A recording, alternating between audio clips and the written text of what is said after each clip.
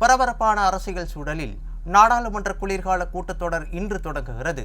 இன்று தொடங்கும் நாடாளுமன்ற குளிர்கால கூட்டத்தொடர் டிசம்பர் 19ஆம் தேதி வரை நடைபெறவுள்ளது.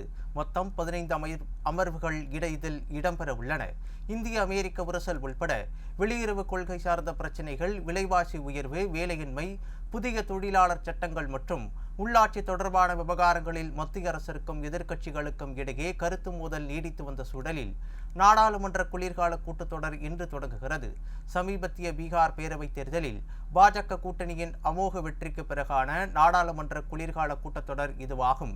கடந்த மழைக்கால கூட்டத்தொடரில் பீகார் எஸ்ஐஆர் பணியை வாபஸ் பெற கோரி எதிர்க்கட்சிகள் கடும் அமளியில் ஈடுபட்டதால் பெருமளவான அமர்வுகள் முடங்கின.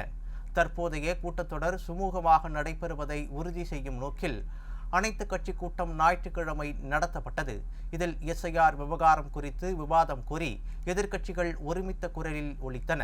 இதனைத் தொடர்ந்து இரு அவைகளின் தலைவர்கள் தலைமையில் அலுவல் ஆய்வுக் கூட்டங்கள் நடைபெற்றன.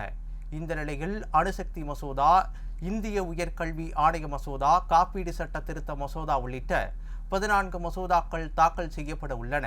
நடப்பு நிதியாண்டுக்கான முதல்கட்ட துணை மானிய கோரிக்கைகளுக்கும் இந்த கூட்டத்தொடரில் தாக்கலாக உள்ளன.